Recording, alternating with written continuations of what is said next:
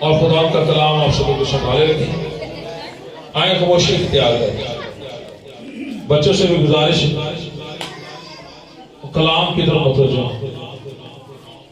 خدا کا کلام جو زندگی بخشتا ہے، اس کے کلام میں مقدس میں لکھا ہے کہ میں الفا اومیگا اول اور آخر ہوں، جو فرماتا ہے کہ دنیا کے انتہا تک میں ہمیشہ تمہارے ساتھ ہوں. تو شعر سننا چاہیے.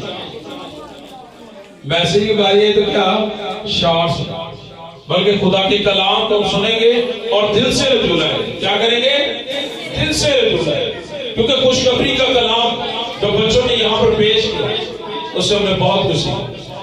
خدا کے کلام مقدس کے بعد خدا یسوع مسیح فرماتے ہیں کہ زندگی کی روٹی میں ہوں، جو کچھ روٹی میں سے کھائے گا وہ ہمیشہ تک زندہ رہے گا. تو روٹی میں سے کھانے کے لیے ہمیں خدا کے کلام کو پڑھنے کی ضرورت ہے.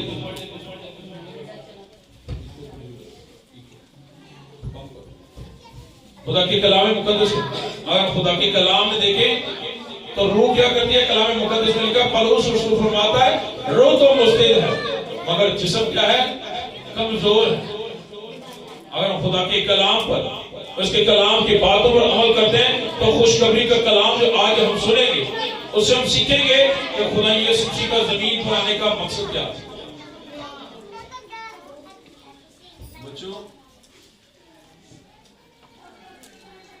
بچے سارے سوئے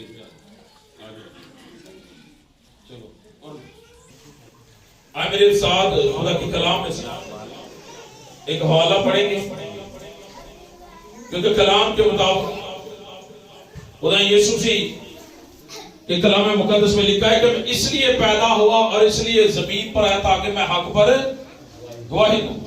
تو آئے خدا کے کلام میں سے دیکھتے ہیں لوکا کی انجیل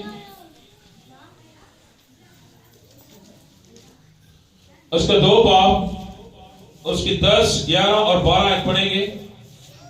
خدا کے کلام میں لکھا ہے مگر فرشتے نے کہا ڈر مت کیونکہ دیکھو میں تمہیں ایک بڑی خوشی کی بشارت دیتا ہوں. کیا دیتا ہوں؟ خوشی کی بشارت دیتا ہوں اور ساری امت کے واسطے ہوگی کہ آج داؤد کے شہر میں تمہارے لیے ایک منجی پیدا ہوا ہے، یعنی مسیح خداوند.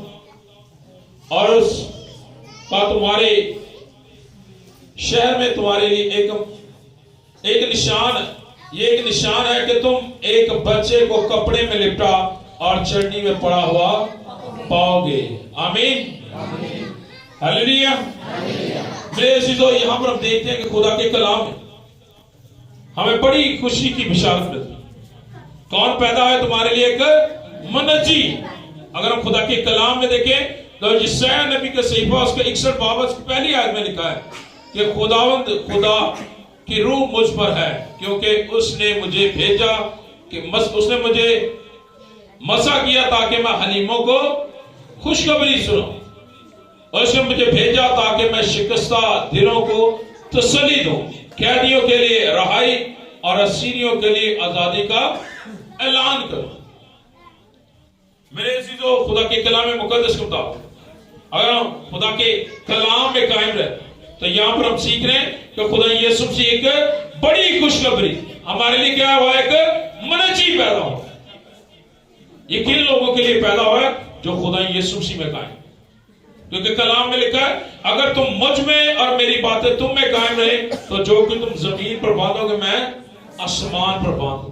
یہ خدا کے کلام کے بعد اگر آج ہم خدا کے کلام کو دیکھیں تو خدا کے کلام کے مطابق آج ہماری زندگیوں کے لیے جو کرسمس کا پیغام یسوع مسیح کا جو زمین پر آنے کا مقصد ہے، سب سے بڑی بات اگر ہم دیکھیں تو کلام مقدس میں لکھا ہے خدا یسوع مسیح کے کلام ہے. یوحنا کی انجیل اس کے 18 باب اس کی 37 آیت پلاطس نے جب خدا یسوع سے کہا کیا تو بادشاہ ہے تو خدا یسوع مسیح نے کیا کہا کہ تو کہتا ہے. آج ہم خدا کے کلام میں دیکھتے ہیں کہ وہ بادشاہوں کا بادشاہ اور خداوندوں کا خدا ہے. کلام میں لکھا ہے کہ دنیا کے آخر تک میں ہمیشہ تمہارے ساتھ ہوں. یہ خدا کے کلام کے بعد اور کیا ہے ہمارے لیے ایک منجی پیدا ہو. کون منجی؟ مسیح خداوند. جو کیا کرتا ہے؟ اگر ہم کلام میں دیکھیں پہلا تھیموتھیوس کے پہلے باب اس کے 15 آیت میں لکھا ہے یہ بات سچ اور ہر طرح سے قبول کرنے کے لائق ہے کہ مسیح یسوع گناہگاروں کو نجات دینے کے لیے آیا ہے۔ مسیح کیا ہے؟ گناہگاروں کو نجات دینے کے لیے آیا ہے، جن میں سب سے بڑا میں ہوں۔ یہ خدا کا بندہ پولس فرماتا ہے۔ اگر ہم خدا کے کلام میں جائیں تو مسیح کے آنے کا مقصد کیا ہے؟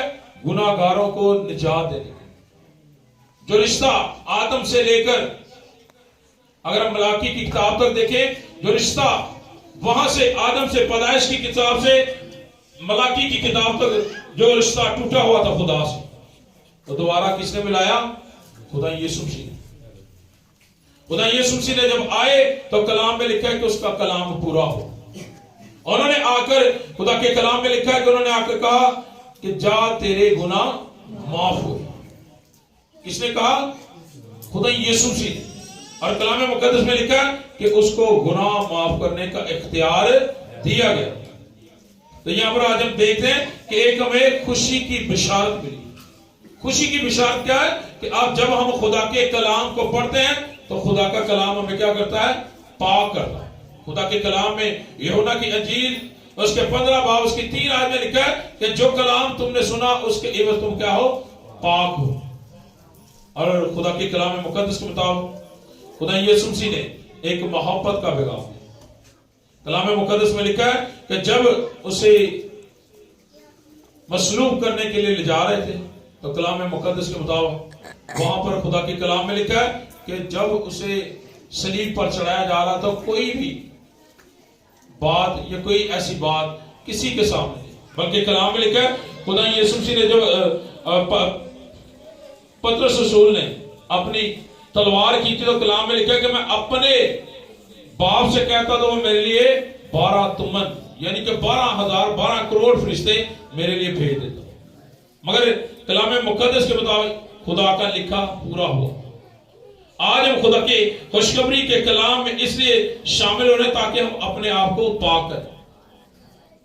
ایک آسان سا موبائل کو ہم کیا کرتے ہیں؟ چارج کرتے ہیں۔ موبائل کو بار بار جب بیٹری لو ہو جاتی ہے تو کیا کرتے ہیں؟ اسے چارج کرتے ہیں، کیونکہ اس کی بیٹری کیا ہوگی؟ فل ہوگی۔ تم زیادہ اس کی مووی دیکھیں گے یا کال کریں گے تو جب موبائل بیٹری بند ہو جائے تو بالکل ختم ہو جاتا ہے۔ تو ہمارے باطنی اعضاء کیا ہے؟ اگر ہم خدا کے کلام میں جائیں تو ہمیں روح کی غذا کہاں سے ملتی ہے؟ خدا کے کلام سے۔ تو کلام کو پڑھنا چاہیے۔